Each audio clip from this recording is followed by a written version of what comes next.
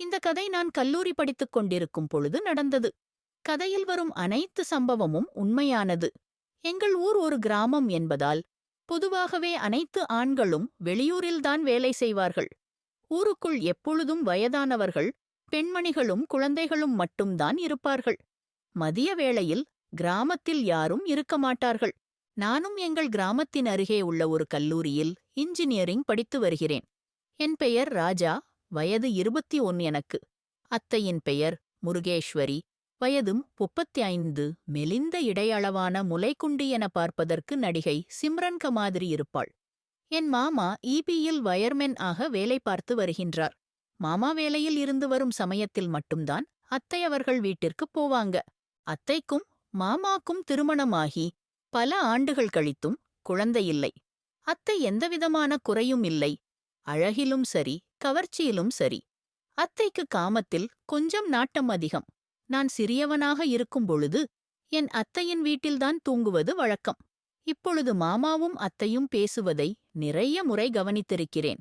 மாமாவால் அத்தைக்கு எந்தவிதமான சந்தோஷத்தையும் கொடுக்க முடியாது. அதனால் அத்தைக்குள் ஒரு காமத்தீ எரிந்து கொண்டேதான் இருக்கும்.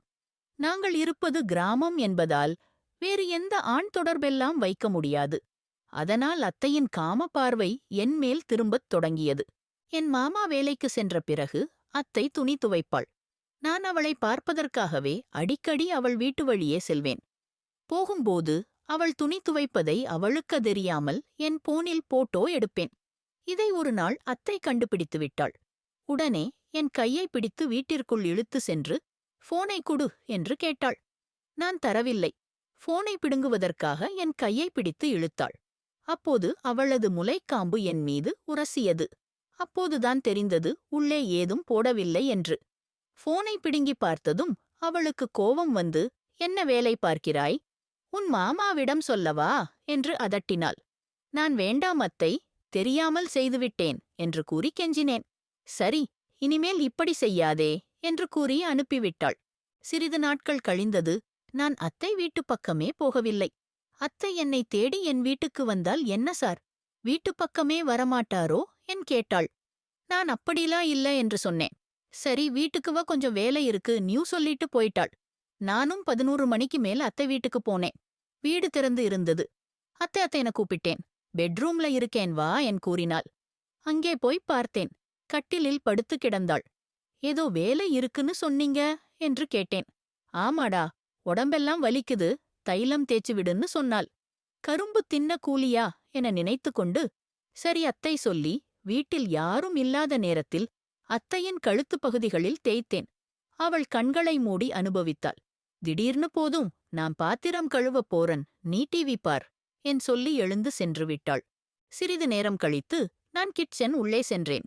அத்தை பாத்திரம் கழுவிக் கொண்டே என்னடா என்றாள். தண்ணீர் குடிக்க வந்தேன் என்று கூறி தண்ணீர் குடித்து முடித்தேன்.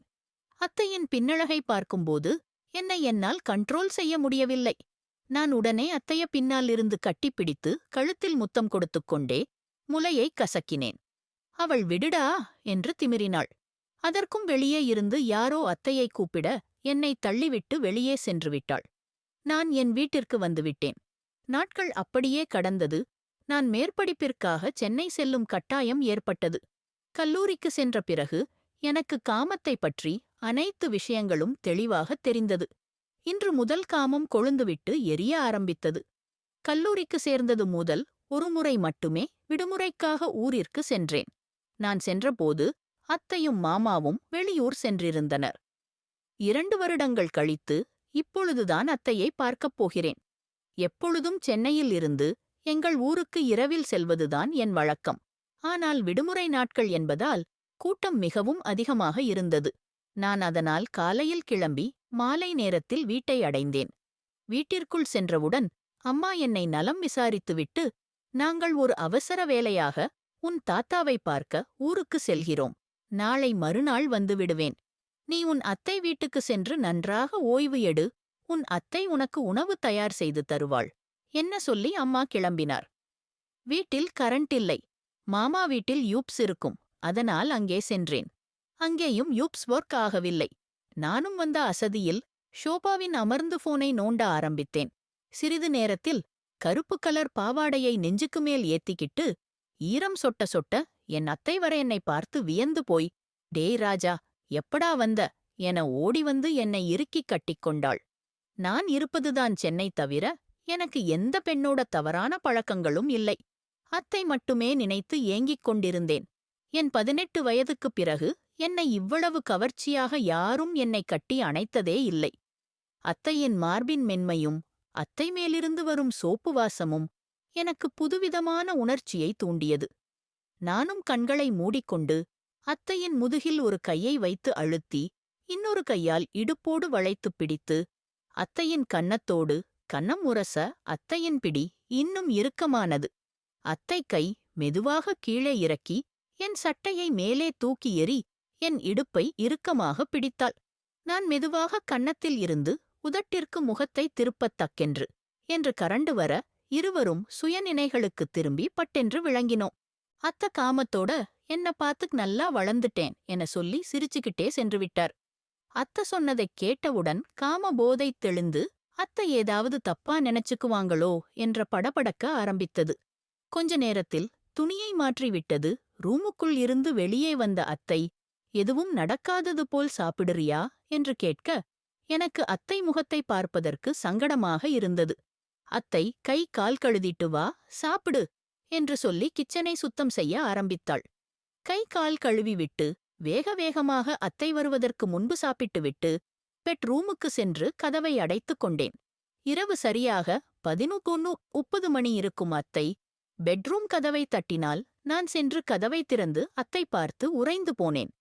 தலை நிறைய மல்லிகை பூவோடு நைட்டி போட்டுக்கொண்டு கையில் தைல பாட்டிலோடு நின்று கொண்டிருந்தாள். சும்மா சொல்லக்கூடாது, அத்த கவர்ச்சிக்கு முன்பு அனைவரும் தோத்து போயிருவாங்க. "அத்த, டேய் ராஜா, என்னடா இப்படி முழிக்கிற?" என்ன வேகமாக கேட்க நான் சுயநினைகளுக்கு திரும்பினேன். நான், "சொல்லுங்க அத்தை." "அத்தை, சனிதானே எனக்கு தைலம் தேய்ச்சி விடுவ, கழுத்துத் தோள் எல்லாம் ரொம்ப வலிக்குது, கொஞ்சம் தேய்த்து விடு" என்ன சொல்லி ரூமுக்கும் உள்நுழைந்தாள். தைலப்பாட்டில் என் கையில் கொடுத்துவிட்டு கட்டிலில் முதுகை காட்டி உட்கார்ந்தாள். நான் மெதுவாக அத்தையின் கழுத்துத் தோள் பகுதியில் தேய்த்தேன். அத்தை முதுகு பகுதியில் தேய்க்க சொன்னால், "நைட்டி போட்டிருக்கீங்க, எப்படி தேய்ப்பது?" என் கூறினேன்.